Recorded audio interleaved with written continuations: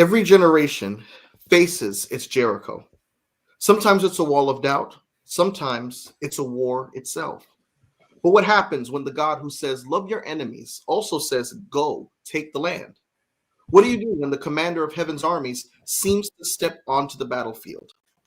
Tonight, we're pulling the curtain back on one of the hardest truths in Scripture. God who fights for you sometimes fights through you. From the Canaanites' corruption to the conquest of Jericho, we'll uncover why divine justice was never about domination, but about liberation. Why a God of mercy sometimes has to draw the sword, not to destroy humanity, but to stop humanity from destroying itself. And here's the real twist. The same God who stood with Joshua on the plains of Canaan still stands with you in 2025 in the wars that aren't fought with spears, but with misinformation, division, and moral decay. This isn't about ancient history.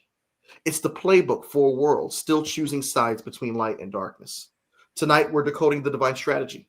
Why peace sometimes has to pass through conflict. Why justice delayed is not justice denied. And why every believer is enlisted in a war that's older than time itself. Because this isn't about politics or prophecy. It's about who's really fighting for your soul. Welcome to the Escape Room Podcast. I'm so glad to be joined by Pastor Daryl Howard, the head of the Sabbath School Department of the South Atlantic Conference of Seventh-day Adventists. Good to see you, Pastor Howard. We also have Pastor Cagia Scott, a good friend of mine. Good to see you, Pastor Scott. It's always going to be a great discussion when Pastor Scott is in the house. Good to see you, sir. We've got Elder Andrew Jeffers. Good to see you, sir. Excellent. And Nate Honore, of course, who's a regular on the Escape Room Podcast. Pastor Reginald Richardson from Your Bible Speaks, hailing from Oregon, another regular. So glad to have you. And then we have Pastor Sean Cameron. Good to see you, Pastor Sean Cameron. This is a power-packed panel, and I want to start the discussion off, gentlemen. This is a very interesting lesson. When we see God command Israel to fight, does it contradict his character of love or reveal a deeper form of it? How might divine justice actually protect love rather than oppose it? Let's face it, there's this concept out there that there's an Old Testament God and a New Testament God. The Old Testament God is more of a warmonger, someone who's bloodthirsty in people's minds. And the New Testament God is more meek, mild, ready to forgive. He's the softer image that people see in the embodiment of Jesus Christ. Is this accurate? Is this idea accurate? And if not, please shed some light on when we see God command Israel to fight, whether it contradicts his character of love or reveal a deeper form of that love. Well, I know you say Old Testament versus New Testament, but let's realize that Revelation is in the New Testament, and there's gonna be some fire. It's gonna rain. There won't be water next time. That's in the New Testament. So I think sometimes we got to realize that the Old Testament spans a longer period of time than the New Testament, but there's gonna be some stuff going down here in the New Testament as well.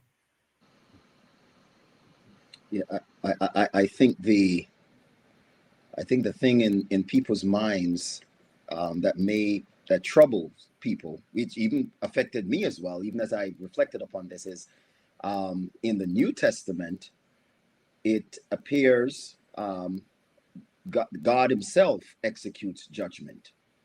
However, in the Old Testament, he uses human beings to execute judgment. And that in the mind of a human is two different experiences. There's a difference between a plague coming upon you versus I'm sending an army of human beings to wipe you out.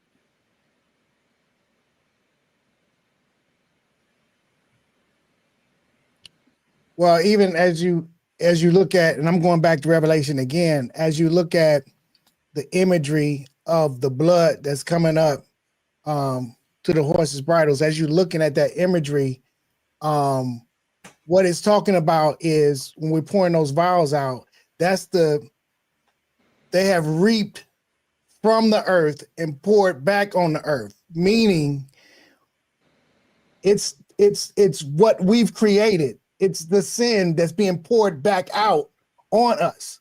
And so I know the imagery in Revelation is kind of crazy, but what's happening is the sin that we've done is visited back on us as being poured out in those vials. And so what does that look like? You know, what does that look like? That, to me, that looks like this, the chicken's coming home to roost. That looks like live by the sword, die by the sword. That looks like the very thing, the very evil that you've done being visited back on you. And so will that take place with armies, or will that take place with plagues? I think it's probably both. But it's not, it may not necessarily be God having an army from his church that's going out and doing it, but it's still happening. It's still, you still gonna get the same thing that you would have gotten in the Old Testament. It's just not, we don't have a situation where the Seventh-day Adventist church got an army and God tells us to go after people who are kidnapping children, or you know what I'm saying? God don't send us on raids, but God will allow them to reap some recompense for what they're doing. Like, I don't know exactly how it's going to happen, but it happens. Y'all know. I mean, it's the law. What goes around comes around. I mean, they get it, and they don't just get it in the same way, because we don't have a government that's run by the church, and so we don't have a standing army, and so it's not going to look like that. We do have Pathfinders now. I grew up in Pathfinders that someone said jokingly, and I thought it was very serious, that if Barry Black ordered us to jump out of airplanes into Haiti to go help rebuild, we would do it. And I was very confused when I was told that. So, I mean, some churches have standing armies of 16-year-olds and 13-year-olds ready to deploy at a moment's notice. An army of youth rightly trained. But to the point of the original question, I think on a surface level, God commanding Israel to fight does reveal his character of love, right? These are, God's favorite people, and he's through the 40 years of wandering, through the manna, through the covenant that he's made with them at Mount Sinai, has given them everything that they need to step into that final step of personhood, right? In Egypt, they were slaves. In the desert, they're no longer slaves, but they're not quite a people. And now here they are within the promised land, and now needing to take the final step of taking possession of the land that God has promised to them. So on a surface level, we do see that. And so in that sense, it is a sort of justice that these people are getting what God has promised to them. But, we touched on this a little bit in our conversation last week, Mike, about the ability people have to do some pretty terrible things and justify it afterwards by saying that it's in the name of God. So on a deeper level, right, we talked about how ultimately the people that the Israelites find themselves fighting against when we talk about taking possession of the promised land are their own people, people who are also children of the same promise that God gave to Abraham. And so while there are things that as people of God we're supposed to stand up and fight against, there also is a necessity to kind of rein in the impulse to go too far and then sacralize it afterwards. And I'm glad you brought that up, Nate. Last week we talked about how God is love. The New Testament presents God as the definition of love. So if God is the definition of love, it would behoove him. A lot of us have the false idea of what love is. We think of love as a passive, a passive noun, whereas God actually taking the form of love means that he has to take a diametric and strong opposition to that which the Canaanites represented. What did the Canaanites represent? They represented idolatry. They represented child sacrifice, and not just to the point where it was just a matter of them repenting, but the problem was so deep within the psyche of the Canaanite that this was a problem that wasn't going to go away with just one generation. And I compared it to the system of American slavery, because there's a quote from Ellen White where she actually says that the problem of slavery in the 1800s was so embedded in the American psyche that the only way to eradicate it completely, and when I say slavery, it's not just the system of slavery, but what came afterwards, the systemic racism that pushed African Americans out of certain opportunities, the Jim Crow era, followed by the era of legislation under certain names that seemed racially neutral on its face, but actually had a disproportionate impact, to the modern time where we have incarceration rates skyrocketing among African American communities, whereas we represent a smaller segment of the population itself, and other disparities. She said the only way that problem would have been wiped off is if the entire generation, not just the adults, but even the children, the babies, had that problem seeped into their psyche. And she was not advocating for genocide, but what she was doing was emphasizing how deep of the problem this is. And sometimes we, in our finite human carnal understanding of things, we don't see the beginning from the end. So we can look at this and say, oh, God is different because he seems to be more of a warmonger here. No, God is looking forward where we can't see. And he sees that if these people do not get eradicated, that the system of idolatry is going to be so embedded that it's going to corrupt his people. And not only that, but think about the plan of salvation. Jesus Christ was to come through the lineage of some of the folks in camp, and that would have been in jeopardy. And so sometimes, when we take a 50,000 foot view of these things, we can see that there's consistency between God in the Old Testament and New Testament. God says, I don't change. I change not. God is not a man that he should lie. Amen. And so we understand that in our finite understanding of things, we may look and judge and say, this is too harsh, that, and some may be even saying, why are you bringing up race? Well, beloved, that's just, anyone who has our pigmentation and comes on the shores of this country has to deal with it at some point. So we're only talking about things that make things real. So I'm just talking about sin itself. The same sin that inspired the idolatrous Canaanite inspired the racist American. It's the same sin. Well, I think it's just like what Pastor Anderson said, in light of what you're talking about. It's one thing for God to exact judgment, like the flood or fire Sodom and Gomorrah. As much as we may get upset, we still can understand God doing it. But here he had the Israelites, human beings, going to exact it. And initially, they weren't going to do that. Tuesday's lesson points that out. Because in Exodus, when you look at Tuesday's lesson, Exodus, this is when they first just came out of Egypt. When you read those scriptures, he says, I was going to send angel ahead. I'm going to send hail. So he told them, this is before they apostatized and they were given 40 years. This is when they first came out of Egypt. He told them how he was going to open up Canaan land the same way he did Egypt. But because of their sin, he said, now you got to get years later, he said, you got to get your hands dirty. So you could understand that violence that you have to do is not something that you're going to enjoy doing. This is what sin is. And what you pointed out, Pastor Michael, I'm calling you Pastor,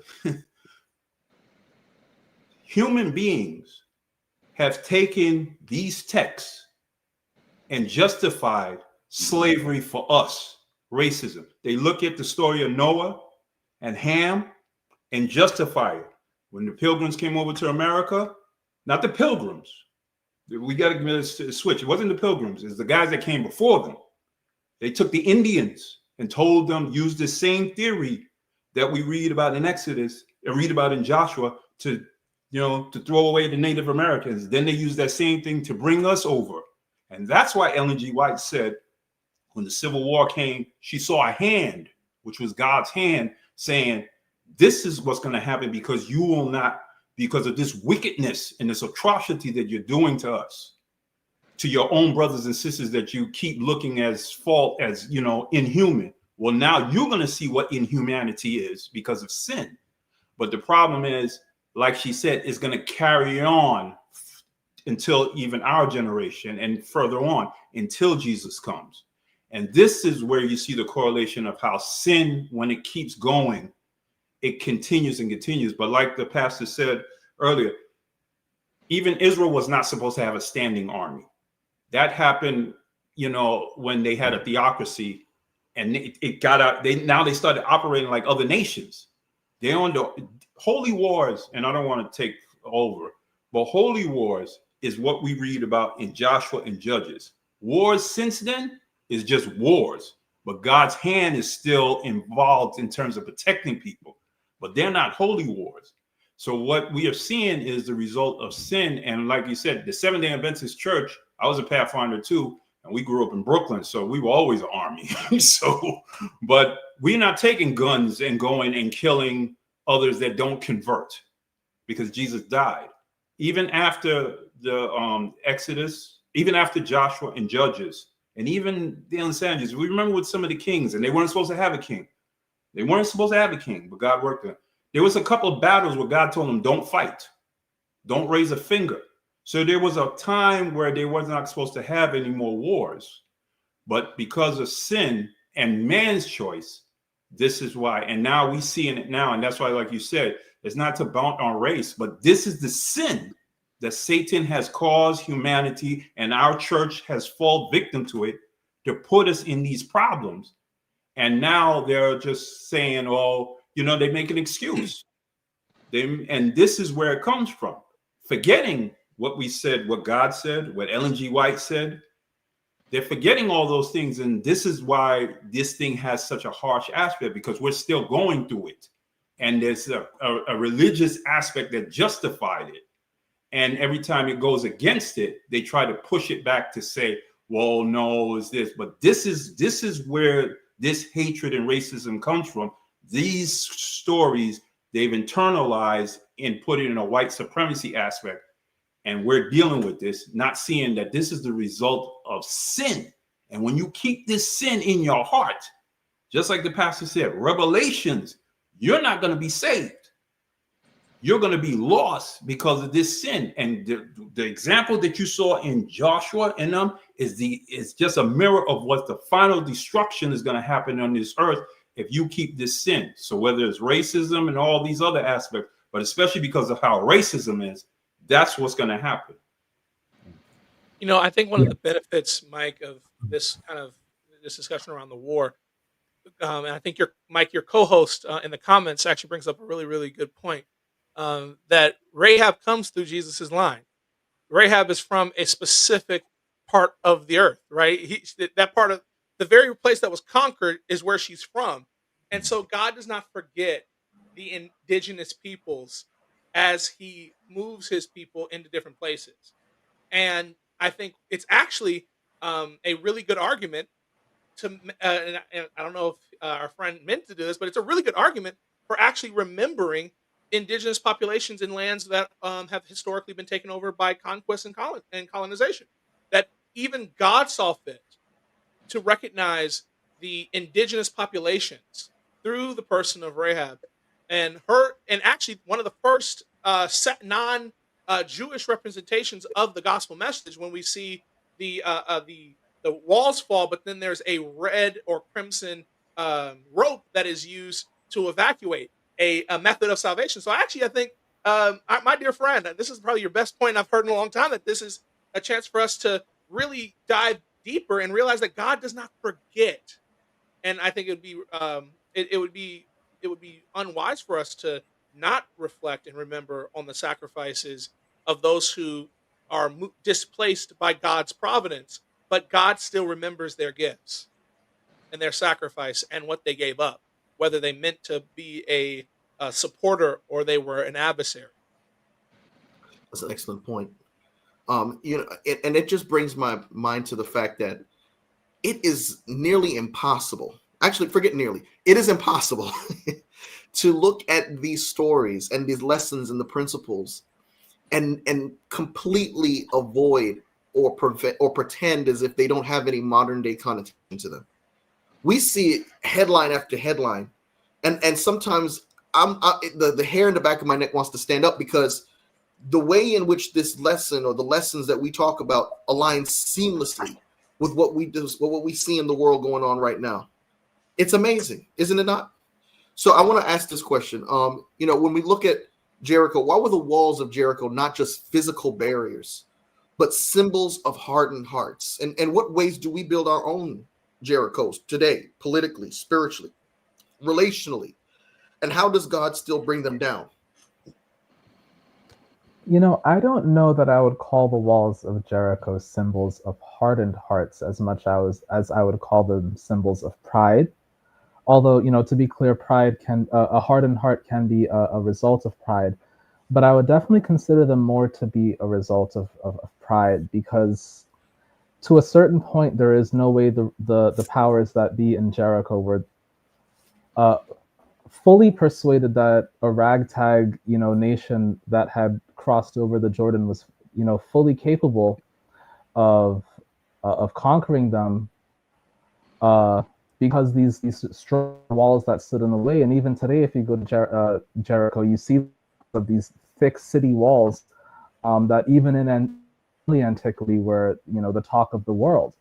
And yet, because of how the name of God has been spread through the region simply by the survival of the Israelites, we hear from Rahab specifically a declaration that not only does the king of Jericho live in fear for his life, but quite interestingly, what's effectively a prophetic declaration that even before a single pebble has fallen off the wall, the Lord has given the city over to the Israelites, and it's not without any need for the Israelites to actually invade the city. God has already given it to them. So the walls are not necessarily a sign of the hard hearts necessarily, because I don't know that there would necessarily have been an option for the king to simply surrender and say, "Here's the key to the city," but a symbol of the pride that the leadership had in saying,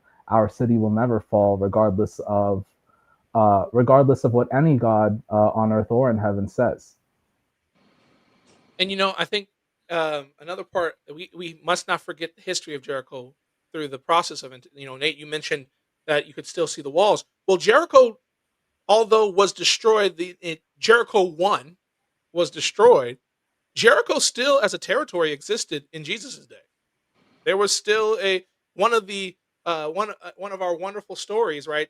It's interesting that two songs that children are taught growing up take place with characters from Jericho. You have Joshua in the Battle of Jericho, and then you hear Zacchaeus was little wee little man. Zacchaeus was from Jericho. He was the chief, one of the high end tax collectors of his day, but he was in Jericho. And I think we also see that Jesus is still working to redeem Jericho. Jesus is still working to redeem those who are outside of the traditional Israel family that took over the land. And I think that when if we don't remember that these walls are normal, right? Walls are a part of city architecture because the ruler of the city, the rulers of that place, were intentionally designing their cities to keep people safe and to keep things out. And so it's not too much to think that the walls may not even have a connotation. Sure, you can find solace and refuge in the strength of the walls of your construction, but to give them any more value could also create a sense of um, delusion around what can happen because Jerusalem had walls. There are still walls that exist today around most cities.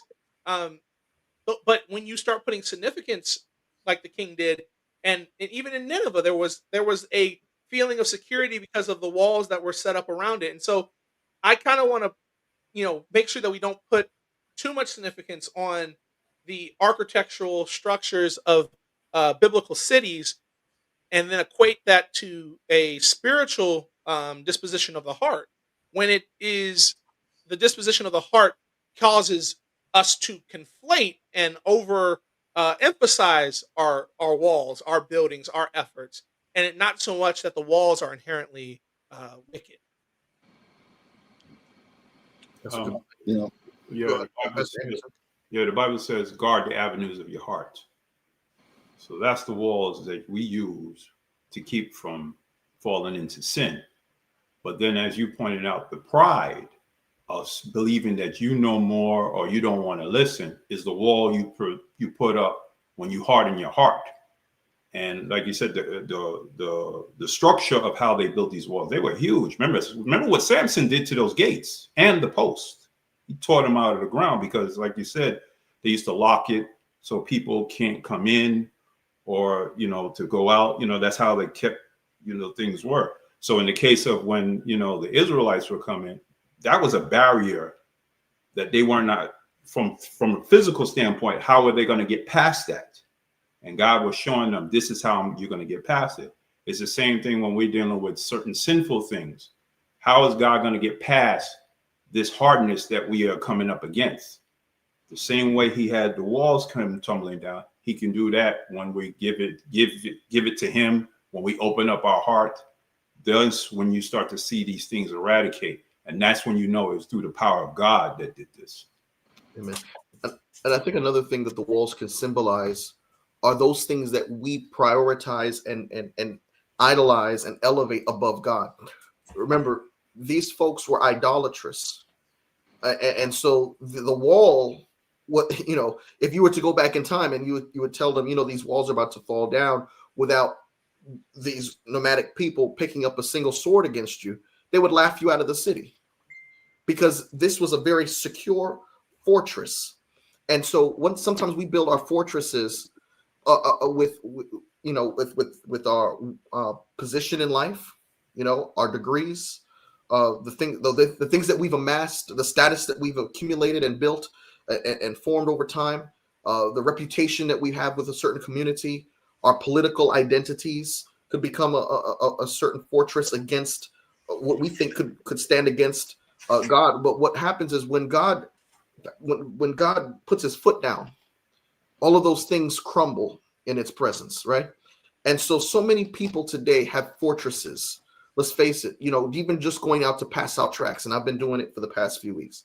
It's hard to get people to take some literature. It's not like it was 20 years ago, 30 years ago, right? Everyone has this understanding where they know, they feel secure in whatever knowledge they have.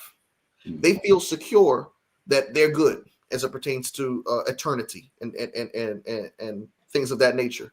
And there's a fortress that you got to penetrate to be able to witness to these people, because the fortress is built up with political ideologies that are skewed, with a false idea of what Jesus is. We talked about white supremacy. White supremacy is a deep thing. It penetrates and infiltrates every aspect of the way you view the world.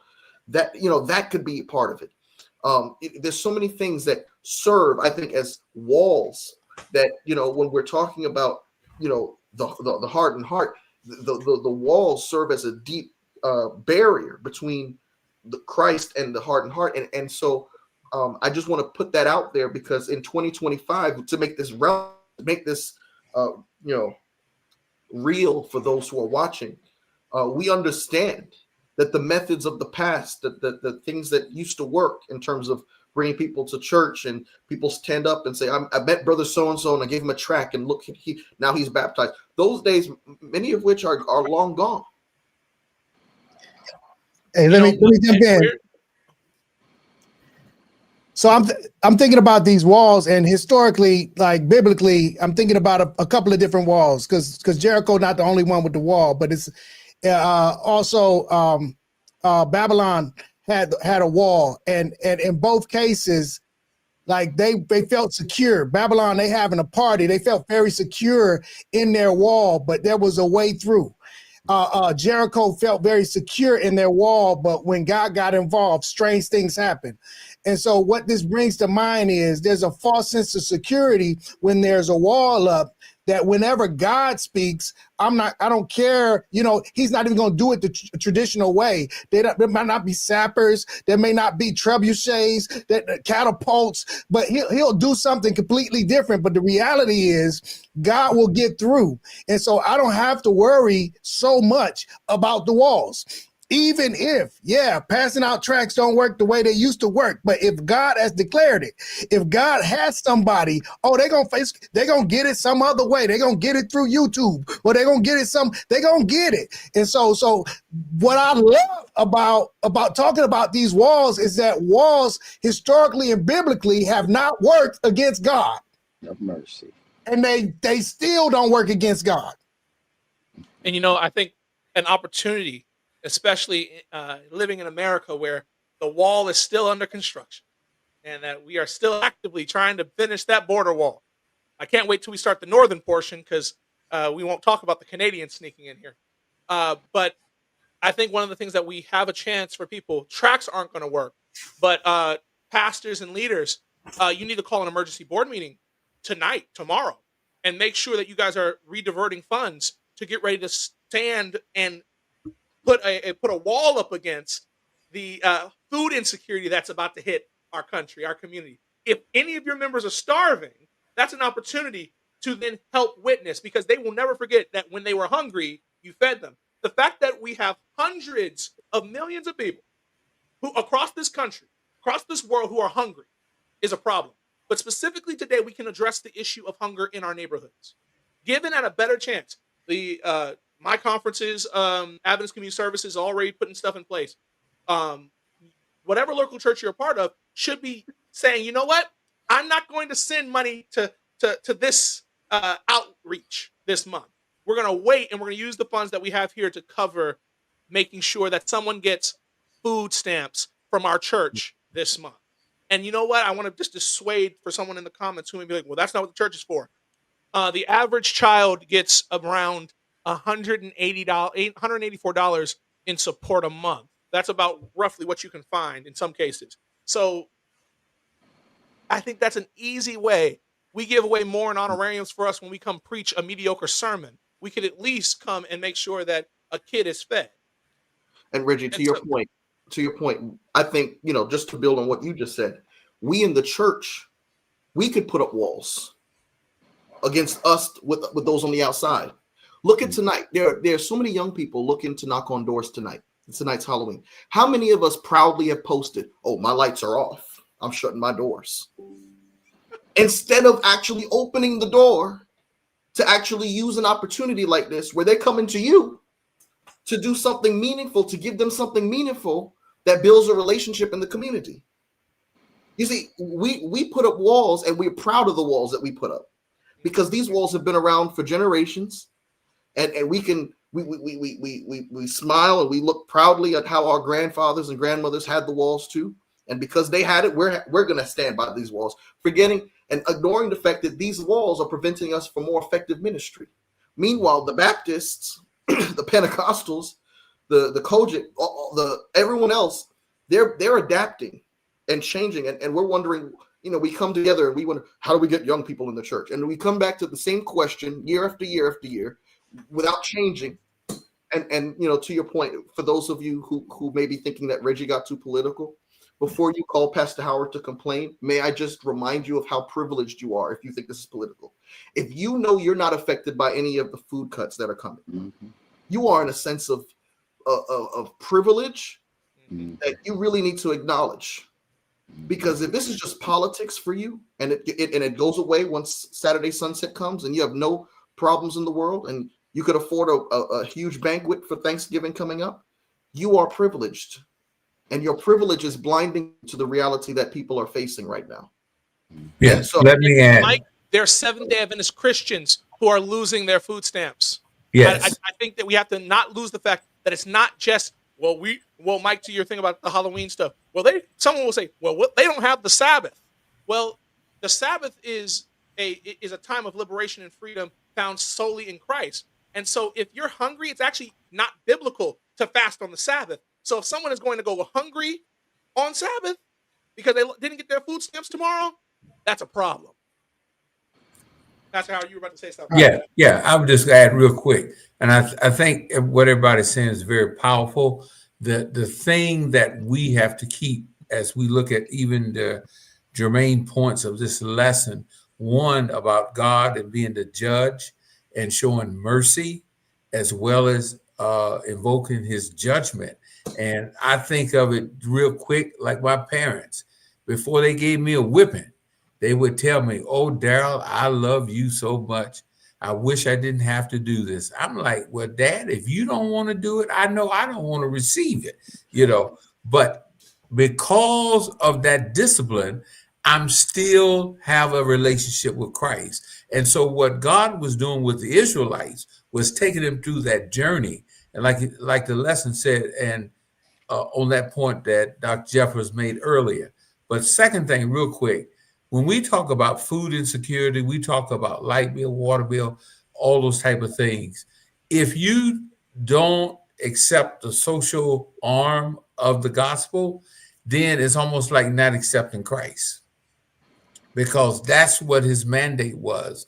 From Isaiah, he gave it in the Old Testament, and he gave it in the New Testament. So and what I would say is this: I would take it a step further. We just can't look at the context of who's Adventist and who's not, because sometimes we do that. We just got to start loving people for people. I don't care if you never come to my church. All right, I still got to help you. And when we start loving people for people, then the floodgates will open, the walls will be broken down, and all of this misnomer, because there's so many things out there that people think, it's amazing, but you just got to get there and show love. All right, listen, man, let me throw this in here. I don't know how much kind of time we got, but let me just throw this in right quick. I love what you're talking about. 1 minute. You got 1 minute. I can do it in 1 minute. All right. Matthew 16:18 says, upon this rock I'll build my church, and the gates of hell should not prevail against it. The gates of hell are playing defense. Okay, the church is the offense here. Okay, the church will bust through the gates of hell and go and get some folks. What I'm saying is, where maybe your track won't get to them when they got food insecurities, the church has taken care of some of those food insecurities, taking care of some people's houses in Jamaica. The church stepping in that case is an example of the church breaking and busting through the gates of hell. They say, I don't want no food stamps, but I don't want no literature, but I will take some food. And next thing you know, something's happening right there. And so I love the fact that y'all brought that up, man, because it seems to me that that's how another way that God will break through the gates of hell. And he says, he didn't say Jesus even breaking through the gates of hell. He said the church will bust through the gates of hell and go grab some people. So yeah. Can I say this as well? The thing about walls, especially when you look in the Old Testament context, and what Pastor Kajia said, we have to play offense. And the reason being is that if you're in war and you seal your walls, after a while, you're going to start running out of resources and you're going to start dying inside of the wall. And that's what I see happening in many of our churches. We have sealed off ourselves from everything that's going on the outside. Don't talk about social issues. We don't care about food stamps. We don't care that people are suffering from a hurricane. Just let us come here and worship for 2 hours and go home. And what we realize when you look across the board is that the churches are dying because we have sealed ourselves into this wall. And we need to play offense. We need to tear down these walls and get out there and start to do meaningful things to help and assist people. And if we're not willing to do these things, we have no right to ask, how do we get more people in? Correct. We have no right to ask that question. Why are you asking that question if you're not even doing what it takes to take care of the folks already inside? Well, go ahead, Elder. No, I was saying what keeps the church alive is when people are involved. We can't play the same game the world does. I remember this from when I was a kid and everything. They say, well, how do you keep the young people in the church? You can't mimic the world. You can't mimic these other things. It's not going to work. The devil has that. So that's not it. But if you get us involved, now you have a relationship. And that relationship starts to grow. And then, like you said, by getting involved, you're going to be reaching out to people in need. You're going to be feeding the hungry, helping the sick. And when you do that, that's where the tracks come in. I bring somebody some food and we start talking, then the track could come in. You come knocking on the door, hey, I got a tract, and the person is up here slobbing at their mouth because they haven't eaten. They don't want to read nothing. But if I'm dealing with them on those type of things, then the tract comes in, because now they're willing to read and understand, because now a relationship. And that's how the church is. That's how the church will grow and stay afloat when all these things are happening. And like you said, the people will be receptive in that way. So like you said, the people want to pretend these things don't exist. Jesus told them in the New Testament that they were going to be, in the Old and the New Testament, they were going to suffer. Remember, they were going to eat their own children and things of that nature because of the famine. In both games, the Old and the New Testament. He told them how Rome was going to attack Jerusalem. If you don't get out, what's going to happen? So it's the same situation with us now. And what everybody was saying, this is how we, deal with all these catastrophes without letting the catastrophes lose our spiritual connection. The spiritual connection will be there, because even in the midst of it, us helping them, we'll still be connected with what God is leading. So I'm not getting so wrapped up into the hardship that's happening, because I know my Savior is, and that's why we're reaching others. Amen. And it's important to remember, Pastor Howard, you kind of touched on this, and I appreciate you talking about the relationship dynamic, that if we're going to actually do that witnessing thing, Pastor Howard, if I do my job over here in Portland, Oregon, well, someone's going to one day move to Georgia, move to the territory of South Atlantic from Oregon. And then when they're looking for community, they're like, wait, there was a Adventist church in Portland I used to go to, that I used to walk by every single day. And when I was hungry, they fed me. Oh, and there was a church that my spouse went to when she was a child, or she went by and it was on the school, and they made sure to have snacks for all the kids walking down the street, or they participated in safe passageways for their neighborhood. And all of a sudden, the reputation precedes them. And I think one of the things that I do in my ministry, is I realize I'm not just representing the Your Bible Speaks Community Seventh-day Adventist Church and the Sharon Seventh-day Adventist Church. My job is to represent the larger denominational reputation. And if I can do that for what we believe, I should also do that with how I serve my community. Because if I do it, I actually get an advantage. And Pastor Howard, to your point, those relationships then are built upon down the road. And I think that we oftentimes neglect. We think it's just worried about trying to build our small little kingdom on our little corner, and our little cul-de-sac. But remembering that sometimes someone's going to have an opportunity to say, you know what? There was an Adventist church here. There was an Adventist community services here. There was an Adventist academy over there. There's an Adventist hospital. And you know what? The Adventists have always been supportive to me. My wife is a prime example. Before she became a Seventh-day Adventist Christian, Adventists were all around her. And so when it was time for her to become an Adventist, it was already in her, because she had knew about the diet, she knew about the Sabbath, she knew about all the things that we believed before she ever met her boyfriend, who was an Adventist pastor. Those things matter. Our reputation matters. So those walls, we can overcome them with good reputation. I want to bring up, so many times when God puts his foot down, people rush to say God is harsh. We look at, someone mentioned Noah's Ark, right? When God was sorry that he made man. We look at Sodom and Gomorrah. And now we look at Jericho. And we look at how the Canaanites were able to go unscathed without punishment for quite some time before God gave the divine okay for his people to go and take that territory.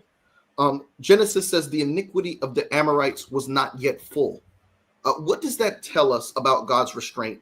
And how might that challenge our rush to judgment or vengeance today? And let's face it, it's not just ancient peoples that we can look at to say, God, how long are you going to give these folks some rope? I look at today, beloved.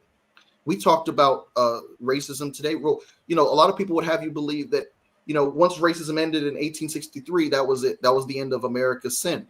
Beloved, we're still living in the aftermath of the tragedy that is slavery, which is distinct from any other world history slavery, because it had a psychological element.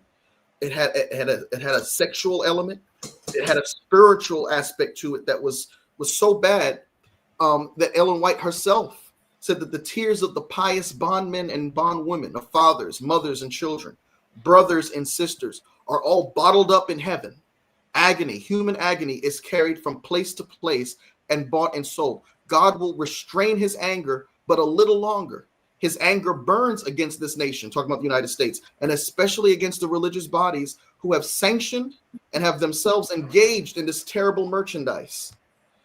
You know, when we listen to, you know, how God's anger is against folks who perpetuate evil systems that hurt other people, and we sit back and we say, how long? You know, if he's so angry, do something. How long? Well, what does this tell us about God's restraint, and how might that challenge our rush to judgment or vengeance today? Well, I think sometimes when we talk about how long is it going to take, I think we look at the wrong kind of how long, right? Because Revelation tells us, in fact, that certain events are delayed not so that people can continue to commit evil acts with impunity, but so that God's people have a chance to actually be saved.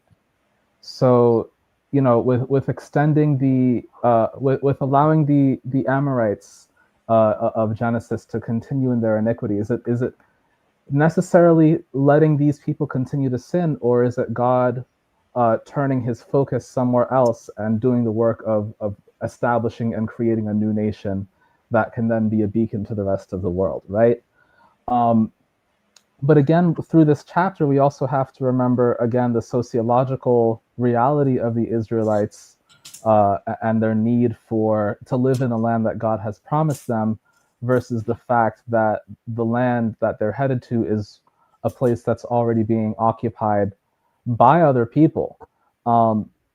Honestly, historically, there's not so much different from the religion that people like Abraham, Isaac, and Jacob practiced versus the religion of the Amorites. There really are not that many distinctions. And in fact, these are people who, again, come from the same family and even speak the same language. You'll notice that when the spies go to speak to Rahab, there's no interpreter in the room. They're speaking to each other face to face with no issue. These are the same people, the same kind of from the same culture with similar beliefs.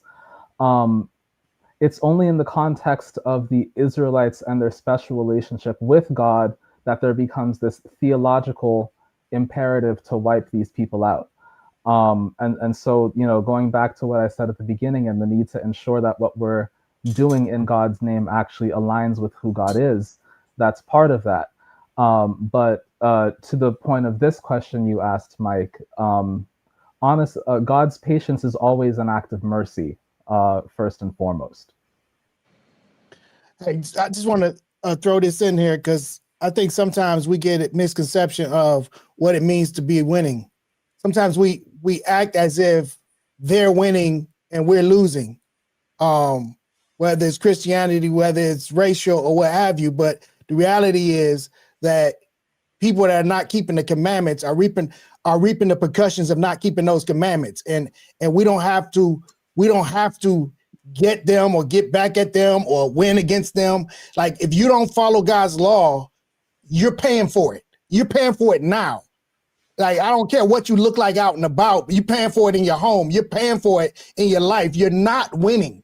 Okay, the Christian is winning. Like, when I follow what God commanded me to do, I win. Even though I might be poor in spirit now, the Beatitudes tell me that I'm winning. Like, there's a crown for me. Like, I'm gonna be all right.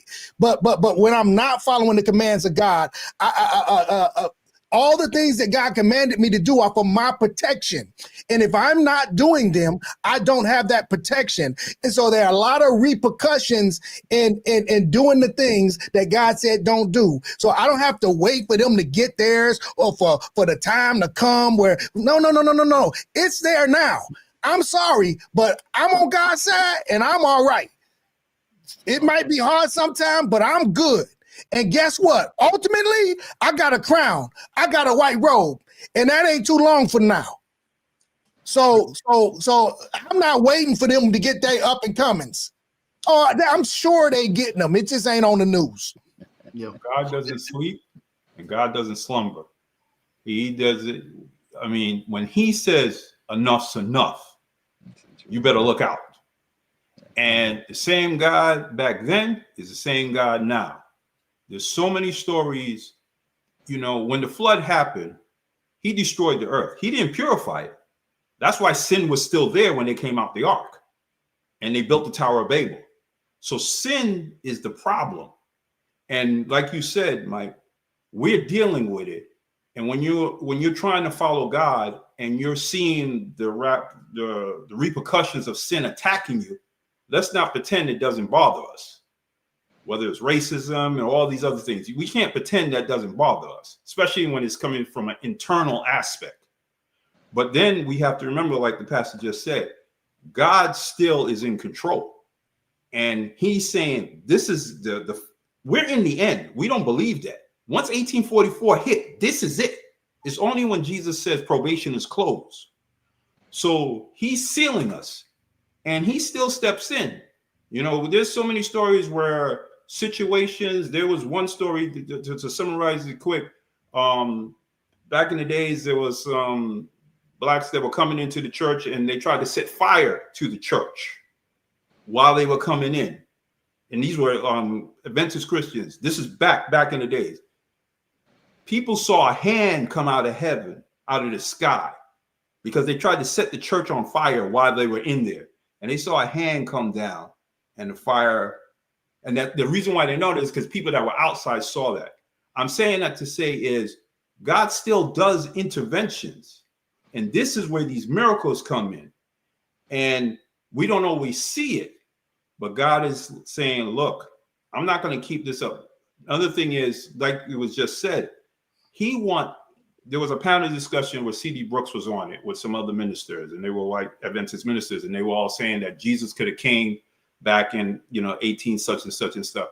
And C.D. Brooks said, the reason why God didn't come yet is because my people were still slaves.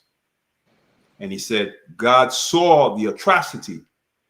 And he said, there's a work that needs to be done, and you guys can't be saved if you still got these people as slaves.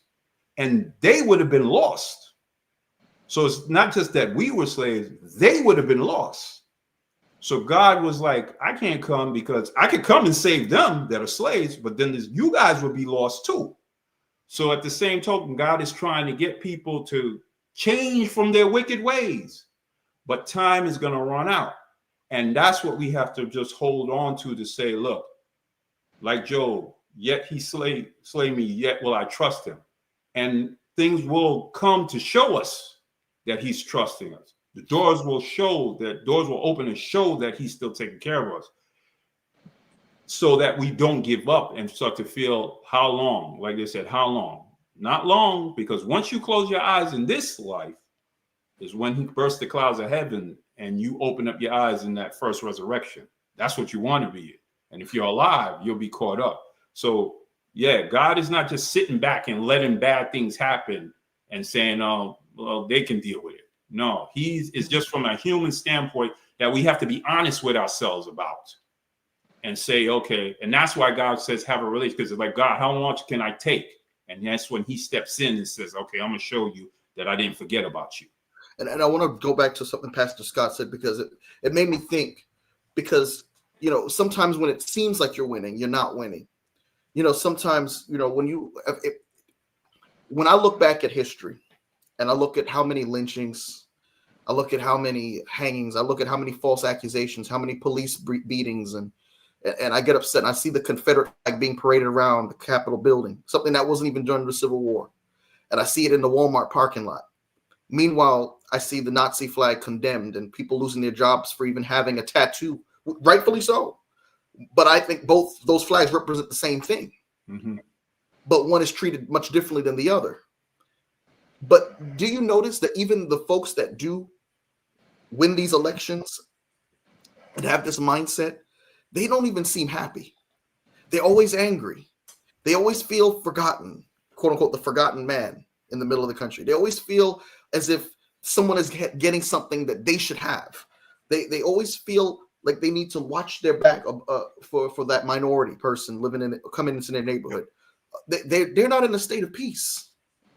Even when they seem to have everything, political power, economic latitude and freedom, they don't have the peace that Pastor Scott was alluding to, the peace of God. So they're always going to be in a fight or flight mode, because despite all of the temporal success that they seem to have, all that glitters is not gold. And I think that's a powerful message, because I think about, going back into scripture, the Israelites, we're going to find out, are going to start envying other nations, because they think that those who have kings and earthly political systems, they're thriving, and they want to emulate what they've got, not realizing that they are actually at the top of their game because God has been leading them throughout thus far. And we make the same mistake sometimes by envying people based on what seems to be, success right now, whereas they're really not in a position of happiness. Any other thoughts? Oh, you're muted, Pastor Reggie. I think one of the things about God that we oftentimes kind of gloss over, God tells us who he is in his word, right? And I know that sounds very trite and cute, whatever. But one of the ways that God describes himself is slow to anger, filled with loyal love and faithfulness. And I think we oftentimes don't understand what it means to be slow to anger. And what I actually prefer is the way that it's actually described in the real languages, right? The way it was written. God has a long nose, and obviously we affiliate long nose with Pinocchio and things like that. But in reality, meaning that just because it's in his face, right, doesn't mean it's something he's got to deal with right there. And so it means that he has a slow burn. God has it's almost like a candle. God is like a candle in that way, right? He has a lot of room to burn. The wick is long with God. That before you get to the point of being at the exhausting God's grace and mercy, you have a long way to go. And so, when he's confronting these other nations, he's also giving them grace. And I wish we would do a better job when we look at the Old Testament, realizing that God, although has a preference, he still sees them as the other tribes and groups as his children needing to be redeemed. And that's why the responsibility of Israel was so important. Like the lesson kind of shows that the lesson reminds us that God is a judge and that he's guiding and he's using Israel, and sometimes Israel will fall short. But I think one of the things that we often miss in these conversations about Israel as they're entering into the land that God had promised them, it was land taken under new management, but to be a blessing to those who inhabit and those who choose to come into agreement. Israel was to be a center of influence. It was supposed to be a center of influence where everyone was like, man, these people do stuff differently here. And I think oftentimes our churches have to do the same thing. We are to be different, and God will take care of it. And I think the trick of the enemy is to emulate, like you mentioned, wanting to be like these other kingdoms.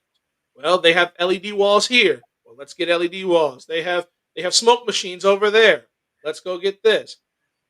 But when God is the main attraction and you are leaning on being a center of influence, not for your own credibility and reputation, but for his, and to bring him glory, it changes the dynamic of success in a way that you couldn't imagine. And I think that oftentimes that gets lost when we look at Israel, because they were such a bad example of what it means to be that center of influence for God's kingdom. So as we close, I just want to, for those of you who are saying, oh, well, we can't let racism distract us from what we are to do. Beloved, we are to be wise as serpents and harmless as doves. If we're really to understand prophecy, we have to understand it in its full sense. The Sunday law is not going to pop out of nowhere and just knock on our doors. Okay, we have to trace where the trajectory of the country is heading. And right now we see a lot of Christian nationalism out there. Christian nationalism that's comfortable with white supremacy. So to deny one, it makes no sense. When to deny one element makes absolutely no sense, because we understand that the lamb-like beast that speaks as a dragon has always been speaking as a dragon. He's not just going to wake up one day and speak as a dragon with the Sunday law. And that's one of the false misconceptions that I think a lot of people are going to be fooled by, because instead of actually paying attention to how the dragon the beast has been speaking like a dragon all along, they're waiting for that particular, no, that's dragon speak. The Sunday law, that's dragon speak because that affects me. But the immigrants, that's not dragon speak. What happened in the 60s, that's not dragon speak. Slavery, that's not dragon speak. Folks, wake up. Wake up. If we are to be the true remnant, It makes no sense to be asleep like the 5 foolish virgins. And so what is our mission? Our mission to proclaim the three angels' message, and that is a multifaceted mission. It's a mission that's not only condensed in Sabbath keeping, but in Sabbath representation and the way we represent the God of the Sabbath in every aspect. And so, as we close, as we land this plane, beloved, we know that every generation faces this Jericho, and every believer must decide: will I fight my own battles, or will I let God fight through me? The God of Joshua is not a God of conquest. He's a God of covenant. He didn't draw his sword to crush humanity. He drew it to crush the systems that dehumanized it. And the same hand that tore down Jericho's walls still breaks the walls that keep us from truth, compassion, and courage. You see, the war was never really about land. It was about loyalty, about who would rule the human heart. And in a world armed with nuclear codes and echo chambers, the greatest battlefield is still the mind.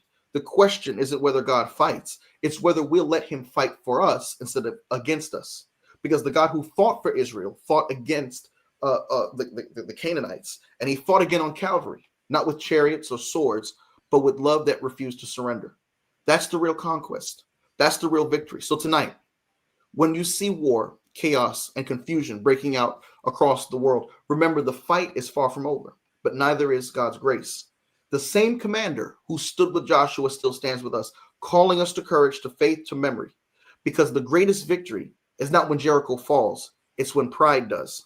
This was the Escape Room podcast, where faith breaks from fear and truth dismantles the walls that we build. I'm so grateful to have been joined by you, Pastor Sean Anderson. Wonderful contributions, Pastor Reginald Richardson from Your Bible Speaks in Oregon, Nate Honore, Pastor Daryl Howard, of course, the head of the South Atlantic Department of the South Atlantic Conference of Seventh-day Adventist Sabbath School Department, Pastor Cagia Scott. Congratulations on a new grandchild coming up, and Elder Jeffers. What a brilliant panel. With that being said, that's going to conclude tonight's Escape Room podcast. Thank you all, and have a happy Sabbath.